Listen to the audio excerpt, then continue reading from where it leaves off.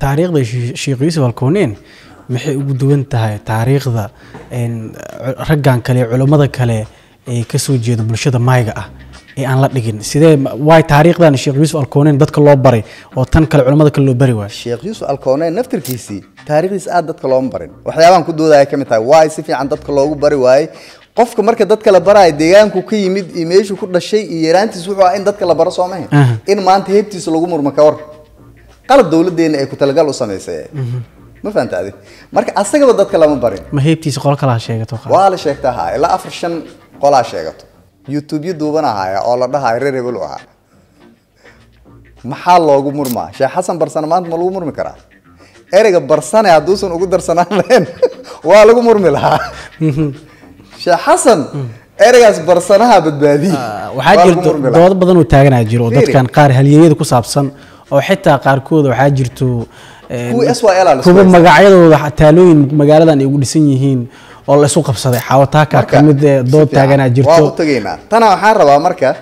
waxbarashadeeni laguma qorin halyeeyadii mudnaa in dadka lagu baro bal waxa lagu qoray cigaal shidaad iyo dheg dheer iyo carawaale iyo sheeka xariiraa lagu qoray space lagu qori karay qof bulshadu wax u ahaa taasna ku talagalay ahayd oo qalad macnaha farsamo ma ahayn si ku talagala in dadkaas taariikhdoodii la reebo oo aan la macnaha lagu soo darin systemka ku talagalay haddaysan ku talagal ahayn 13 dhalinyaro oo SYL si ku talagala looga wada tagay dad aan ahayn aasaasiyaasha SYL magaceedii ka faa'iideystay haddaysan ku badnaan lahayn reer koonfur oo reer waqooyi ku badnaan lahaayeen hal lagama tageen sidoodii lagu qaadan lahaa sababtoo reer koonfurku waxay ahayn dad deegaana gumaysil diid ah oo gumaysigana uu rabay inuu intuu askar dul keeno oo deegaano kale ka soo qoray ku gumaado marka lagu leeyahay kili asayla dadka waa isku xirxiri jiray Soomaali kale ahayn deegaanka kale dadka isku xirxiraay oo ninka Talyaaniga inuu dadkaas webiga lagu shubay ku gudbo sameynay Soomaali kale ahayn waa la qarinaa taariikhas waa loo qori waay waxbarashadeena waa marka meesha ay dhibaatada ka jirto hadii aan la helin dalkan siyaasad waxbarasho iyo wasaarad waxbarasho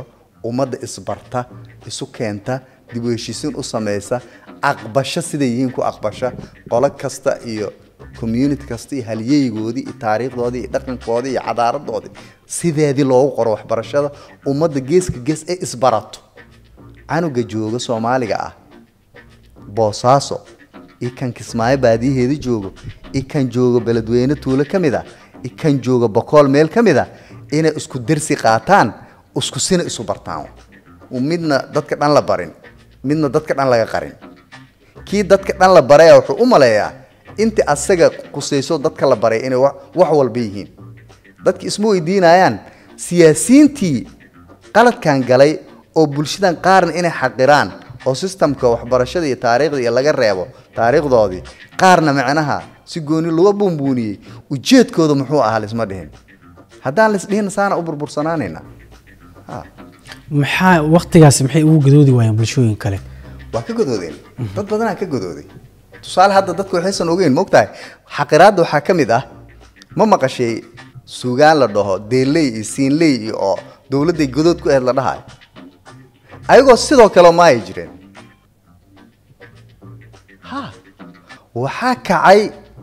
kacdoon maay ah oo markii far Soomaalida la qoray oo la yiri af Soomaaliya la qoray nimana waxay keeneen aragti dhayso far Soomaali hal la qorayaan af Soomaali la qorin isa u dhigi kartaan ka candidatiin ayaga waxay ka wadeen far dalka afafka ka jiro dhan ku qormi kartaa la qoro ee af maxaa tiri kaliya far ku qormi kartaa inta la qoro yaa la dhinaaf Soomaali waa la dagaalay kacdoonay sameeyeen ruwaayaday sameeyeen abwaan tarashad waa maqashay asoo ciidamada ku jira inta la xiray garaadada laga xayuubiyay ayaa waliba macnaha loo dhibaateeyay wuxuu sameeyey rubaayad la dhaho sabasabaabu macnaha dadka in mala awaal lagu sabsabaayo laakiin aysan waxaas shaqayn doonin sabasabaabu ha hees waxaa jirta la yiraahdo doobnamaaday ma ka dagowne deersangaan laha macnaha waxaan mar un baan ka daba tagayaa ma fahamta adi heestan hakaba hadda dadka ku raaxaystaan hakaba banaansha burto kataalo banooda ballankan hayte fikradda lagu sameeyay jawaariya sameeyay allah u naxariisto abwaan sahla sameeyay siyaasad waa hees jecel ma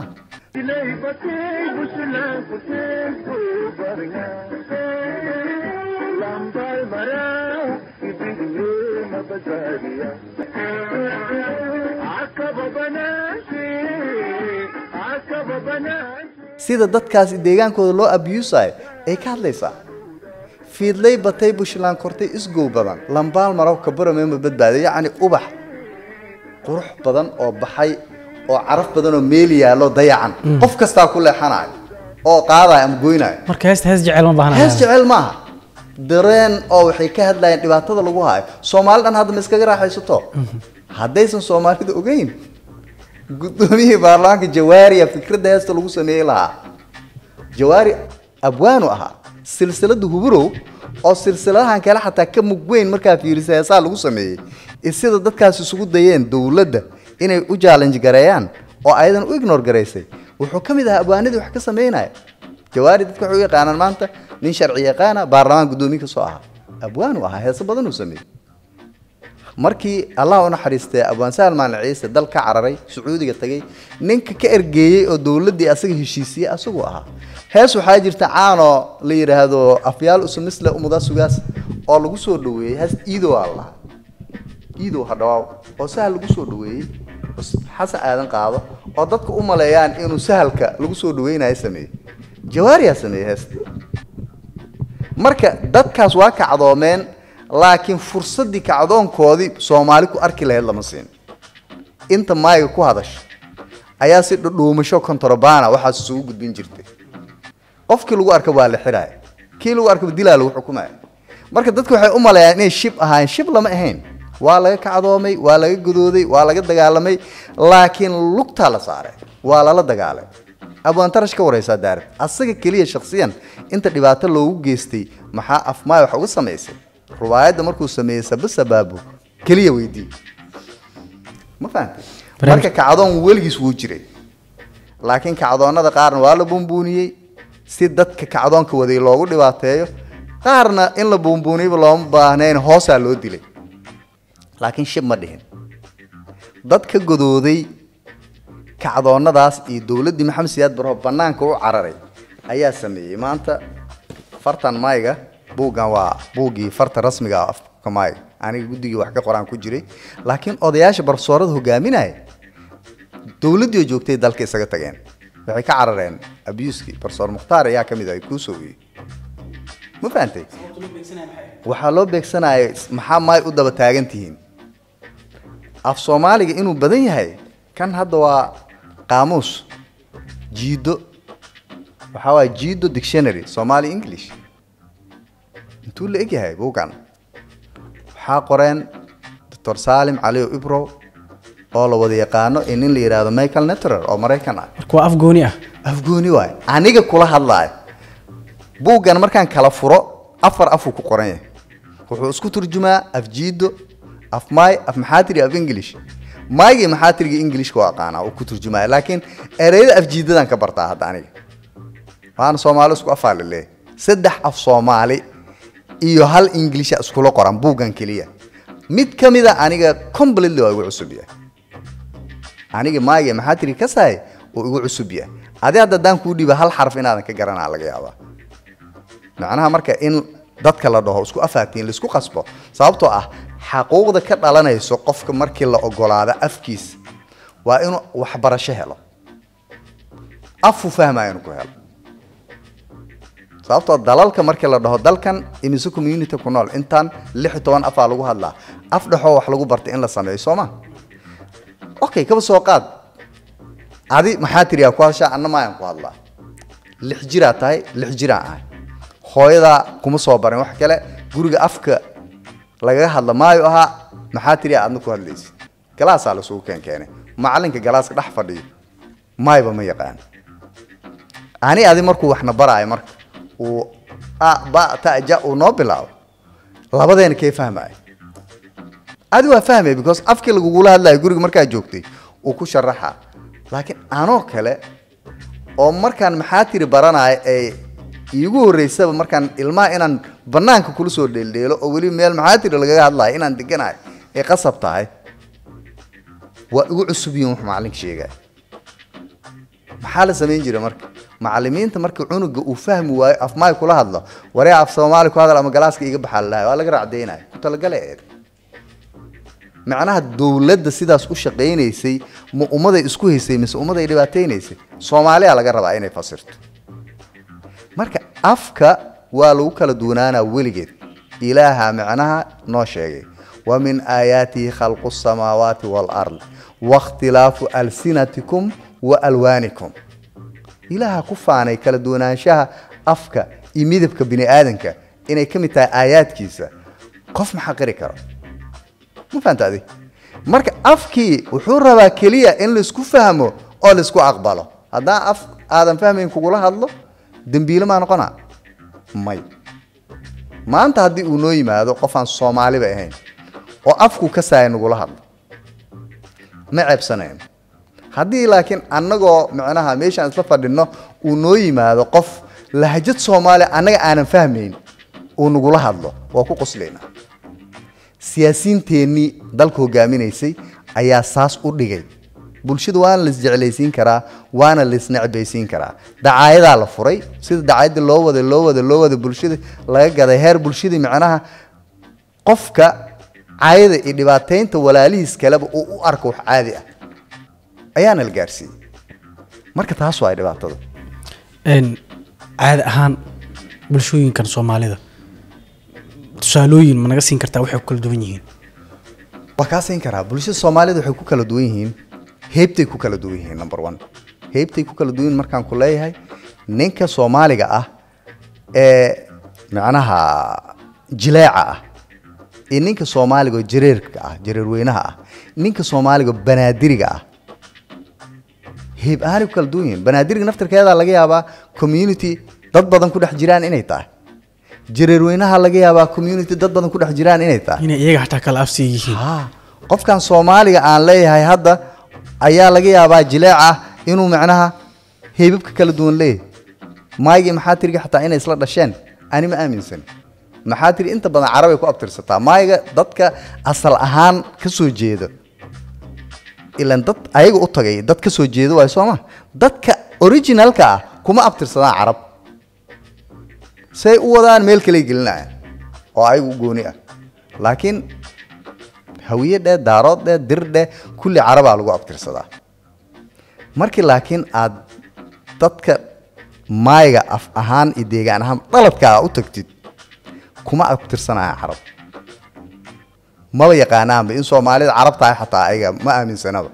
in Afrikaan aaminsan yihiin in Afrikaan yihiin reer deegaankan yihiin yaani mandiqadan inay ka yimaadeen aaminsan yihiin meel kale aysan ka imaan dadna waxay aaminsan yihiin Carbaha ka yimaadeen horta kala duwanaansho weyn Soomaa qofna wuxuu aaminsan meeshan waa timid Carbaha ka timid haddana meeshi anaa lahu dhaha qofna wuxuu aaminsan ani meel kama imaan intaan ka imid malhidaal dhaho haddana kan jireer weynan waa saas wuxuu aaminsan meeshan in asii loogu yimid malhidaal dhaho banaadirku wuxuu leeyahay magaaladan Muqdisho ka soo qaad 1000 sano ka badan guri dhisnaa oo intaasna dadku soo dhalanayeen oo la kala dhaxlaa ku yaal wuxuu ku leeyahay kadib la dhahaa magaaladan adi koyta ku tahay marka waxa lagu kala duwan yahay heybti afki hab nololeedki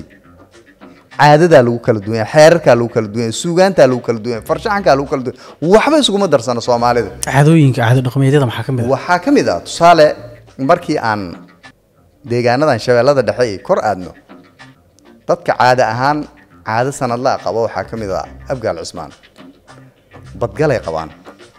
badgalka xoolaha la qalaa badda la galaa waa lagu soo shiraa waa lagu soo shirbaa caada dhaqameed waa taas bedelkeeda xamar weyne caadooyina ka jiro sanadkeeba shir la heeso la wareego oo la dansgareeyo ulal inta la qaato xamar weyne way ka jirtaa afgooy marka la tago ujeedada sidaas loo sameynaa maxay tahay marka yani waa caado waa la caadaystay waxan afgooy oo kale waxay ka soo jeedaa dhaqan ah haddii aan listumin in macnaha abaar ay dhacayso ama masiibo ay dhacayso laakiin hadda dadku caado ahaan ay isu tumaanay sidii weli ma aaminsana laakiin tan waxaa isu soo baxo dhallinyarada tusaale xamarweyn oo kale dhallinyarada isu soo baxaya beelaha ka kala duwan oo banaadiriga guruub ay u xifaaltamayaan waxaa la isku caynaa heeso oo suugaan lisma dhibaateynayo kanaa soo tuuranaya waa la weerartamaa waa la ordaa ulaha la wataa waa la isxifaalinaa xifaaltanaa la dagaal maaha violence maaha marka la tago baay iyo bokool deegaanka kale wuu ka duwan yahay sanadkii ciyaaro dhaqameedyay leeyihiin oo sanadka loogu talagalay kuwa caadi maalin kasta ay tuntaan waa leeyihiin kuwa laakiin sanadka loogu talagalay meel cayimanaa la isugu tagaa dadka way isu yimaadaan marka guruubaa loo tuntaa ciyaar dhaqameedyada waxaa intaas dheer bokool markaa tag sidoo kale waxaa ka jira caado la yidhahda aaw waxaa laga wadaa beel kasta way isu tagaysaa 110 marro oo qur-aanka kariimka ah la akrinaa xoolaa la qalanaa 7 beriyaa meesha la fadhinaa waxaa laga wadaa marka reer hebel inta isku ah meelay ku karsanaa waxooda dadka marka aan aawgaas loo fariisanayo aan ku jirin na ayagaa marti gelinaya marka xoolo badanaa la qashaa 7 beriyaa qur-aan la akhriyaa 114 maraa la akhriyaa 114 mar qur-aanka la akhriyaa marka aawgaas waa caado haddana caado diimeed ah lagu duceysanayo qur-aan la akhrinayo marka caadooyinkaas dadku ay leeyihiin waa ka kala duwan yihiin ma fahantaade caado dhaqameedka marka waa lagu kala duwan yahay caadada oo guurka lagu kala duwan yahay guurka meelaha qaar gabadha marka la guurinayo sida caadi traditionalka la sameeyaa laakiin meelo waxaa jirta gabadha marka la guurinayo labadeeda eed inay wadaan qasabtaa boors laga daba qaado eedaa geynaysa guriga ma geyn kara qof kale wiil gacanta ma soo qabsan karo meelo waxaa jirta gabadha hadday nooshahay ayeedeed dhabarka lagu qaadayo oo laga daba heesaayo baawar la saarayn caadooyin waayo yacni haddii aysan taadi ahayn inaa ceebayso ceeb aday kugu tahay mogtaa waxaan dadkaa caadaystay laakiin wax jiray waayo abbayda caado waayo toddobaadkiiba inay dumarka isu yimaadaanoo faadimo rasuul xus u sameeyaanoo wardiga akhristaanoo daangi iyo dubtaan caado abbaydaasoo kale ma dhihi karnaa bulshadu way ka wada simantahay inta meelo badan oo hadda aan tagay tan iyo qaangaarnimadeedii waa arkaya deegaano badan oo soomaalida oo aan tagay laakiin meeshay kasoo jeedaan kuu sheegaa abbaydaas waxay ka samaysantay dariiqatul qaadiriya ay ka timid laakiin deegaanada kale waa ku fiday xataa haddadan qaadiriye ahayna samaysto waxaa kaloo jirto ma maqashay dumarka kur waxa la yidhaahdo loo bixiyo markay uurka qaadaan madax shub miya madax shub waayo oo la bixiyo 7 bilood markay gasho la bixiyo kuraa lahaa kurtaas waxay ka soo jeedaa waxaa la dhahaa kurtii aw barkadle yuusuf ninkaas sheekh Yusuf Alkooneyn ayaa wuxuu jeclaan jiray bunka marka dadku waxay sameyn jireen gabadha uurka le inta loo geeyo bun loo dubo ayaa la dhihi jiray u duceey gabadhan bil ama 2 bil oo hartay inuu ilaahay u fududeeyo uu u duceyn jiray marka ereyga kurti aw barkadle Yusuf Allah deegaanadaas markaa tagtid kur kaliya lama dhaho laakiin haddaa tagtid xataa maanta email iyo dirdaba kuraa laga dhigtaa Djibouti haddaa tagtid kurtu waa la bixiyaa meelaha qaar madax shub la mar madax shub ay dhahaan laakiin madax shubkaas gabadha laga bixinayo kurtaasay ka soo jeedaa kurti aw barkadle Yusuf Allah qofka rabtaa weydiin kartaa taariikhda Soomaaliya sababta loo sameeyay waxay tahay kalmada inuu fuudo kurtaas xuduray ka bilaabatay aw barkadle Yusuf bilaabay ama sheekh Alkooneyn sida la rabaa la dhaho laakiin waa fiday marka caadooyinka qaarna saasay u fideen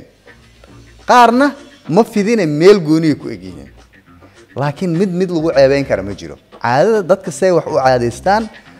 waxay ku xiran tahay say isu aqbalaan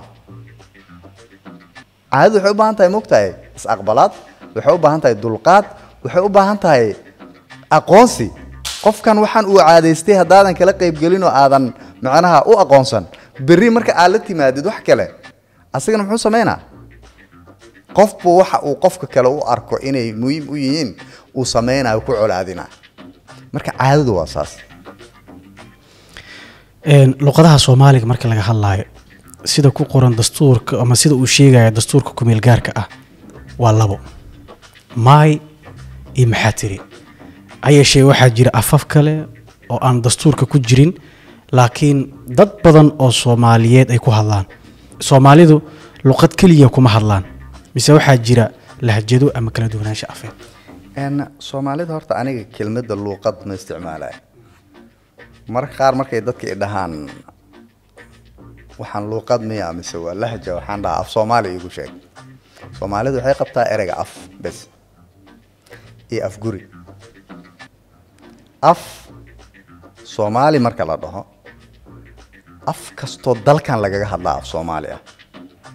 hal af oo af Soomaali looma jiro waa la siyaasaday af maxaatirgiya af Soomaali laga dhigay maayga naftirkiisu af Soomaali jimiiniga baraaw laga hadlo af Soomaali afka ay beesha mushunguli ku hadasho waa af Soomaali dalku wax ku leeyahay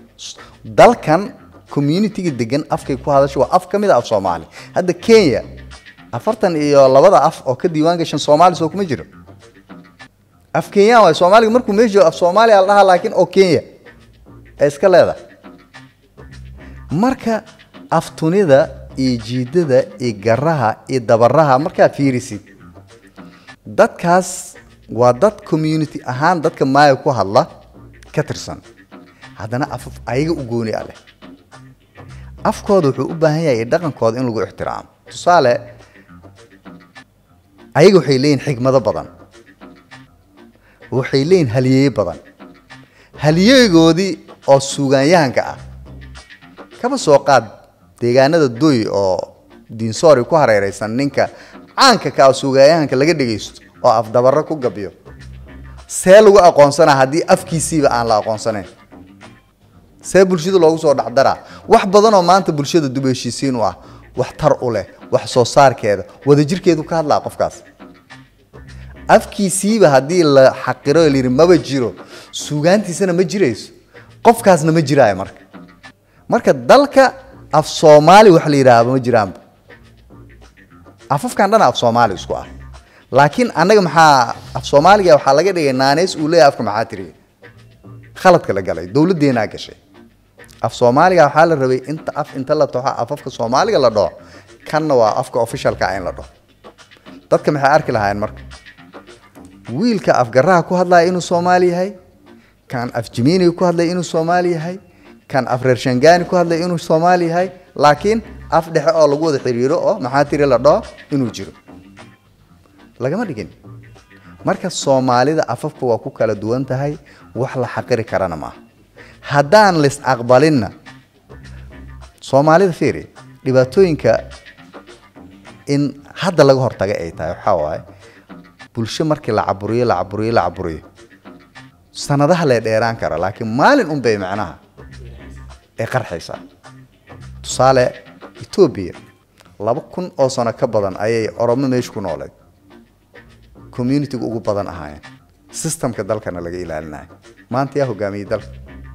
ninkii ugu horeeyay Oromo waligiis dalkaas madax ka noqday hogaami see ku timid see u joogeen maalin dam jididkay soo istaagaan ayaga gacmaha saan dhahay wala celin waay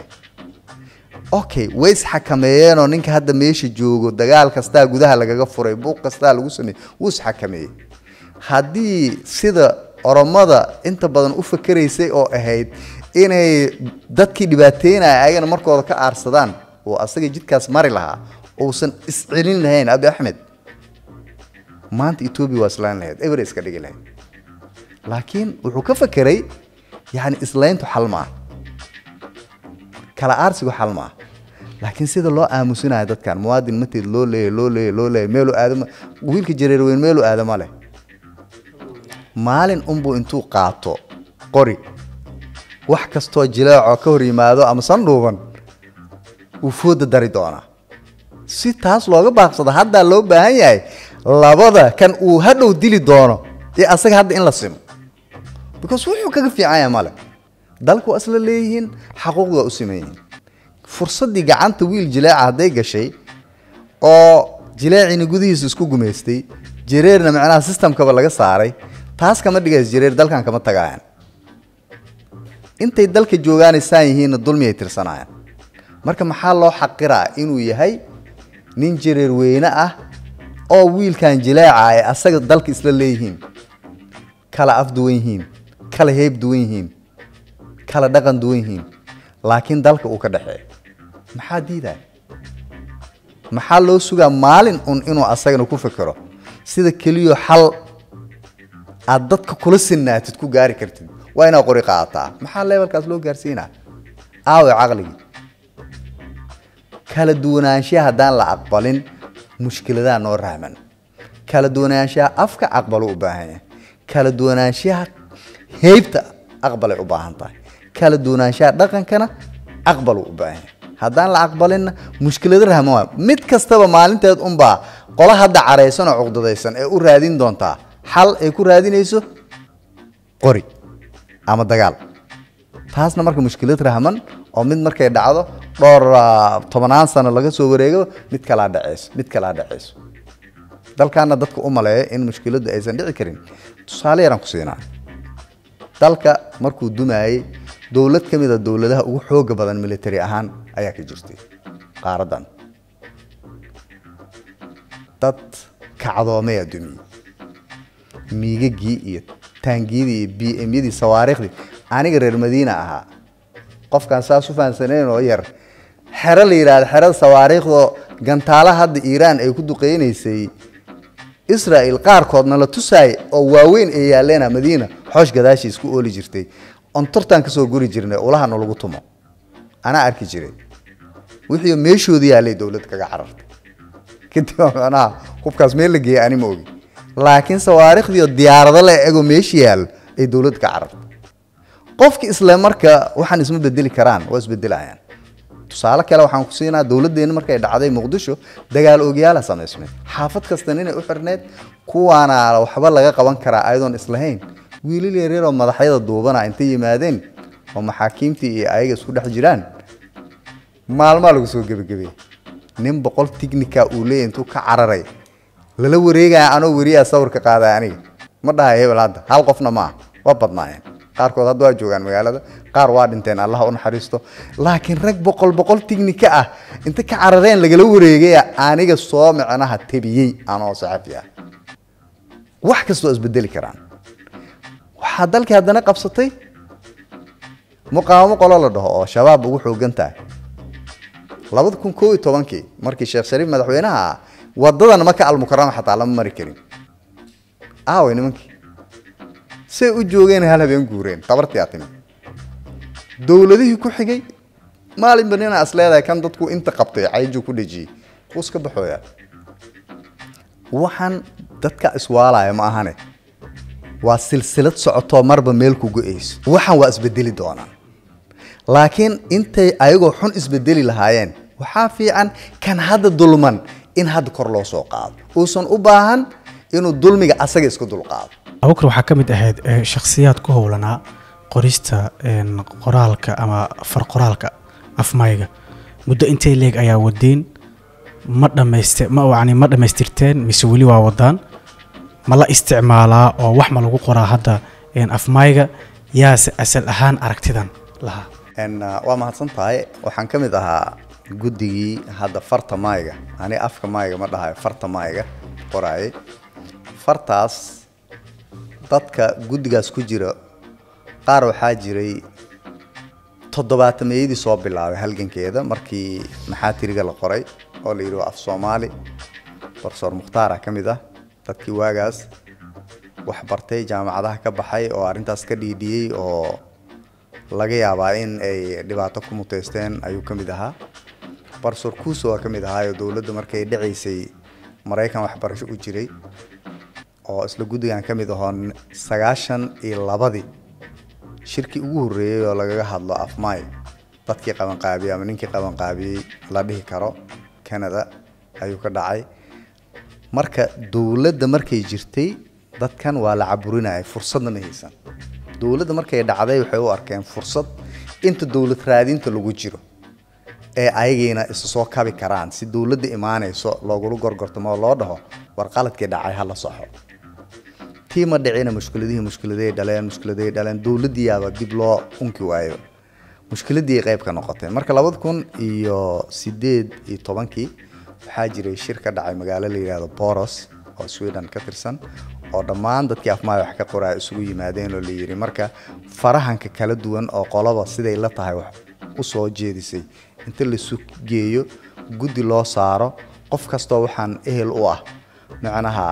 laga soo qayb galiyo hal lagu midaysan yahay oo wax lagu qori karo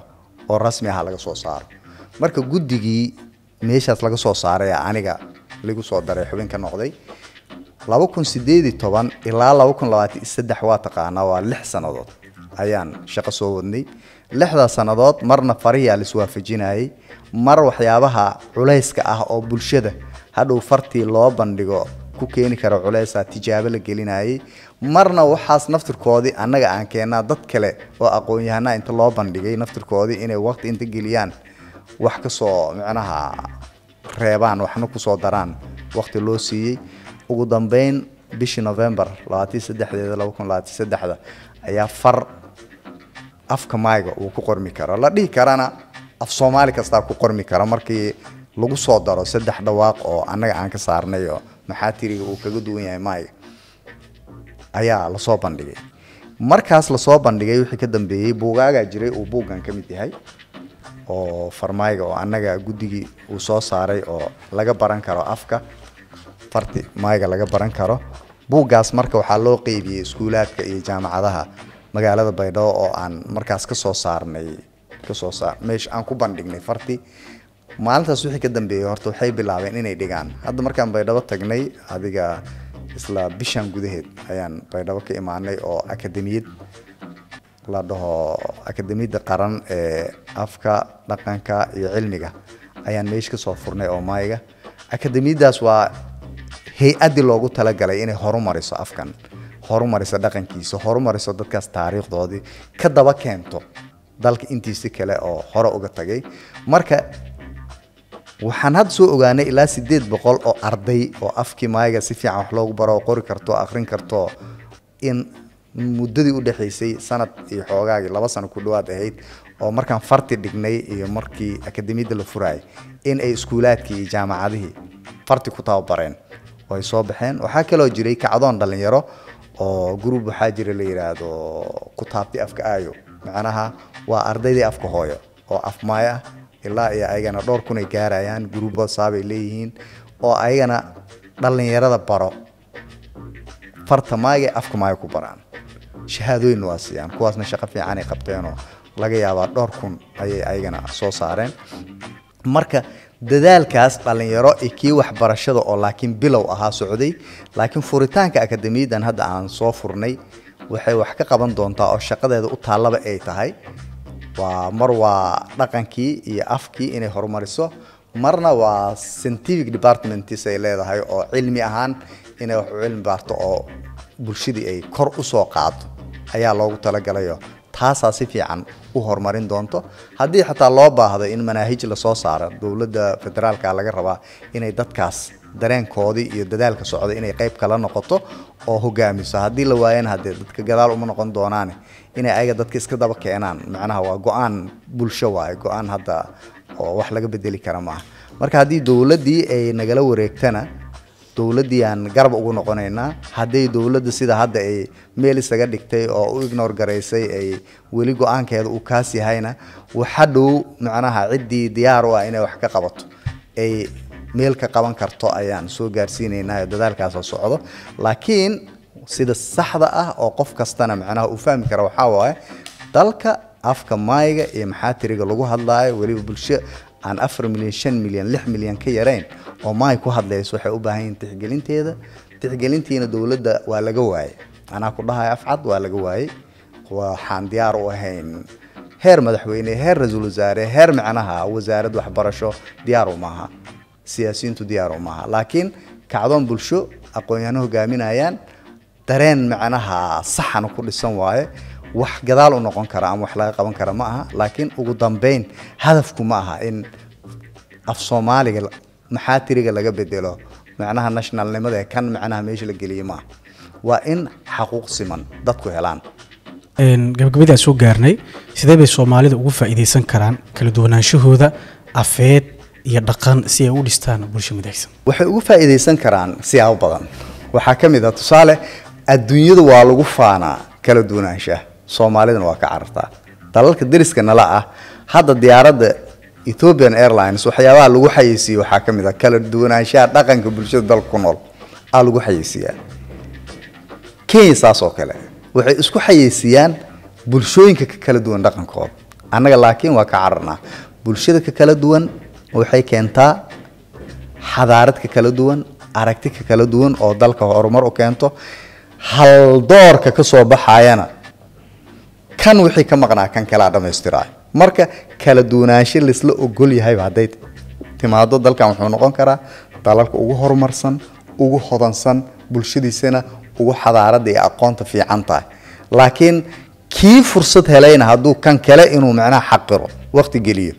kan la xaqiraayana kan inuu iska celiyo waqti geliyo macnaha waqtiga dhan wuxuu nagaga dhumay annaga isku mashquulsan meeshii la rabay qof kasto sida looga faa'iideysan karo qarankan uu qayb uga noqon karo dhismiis in dadaal la geliyo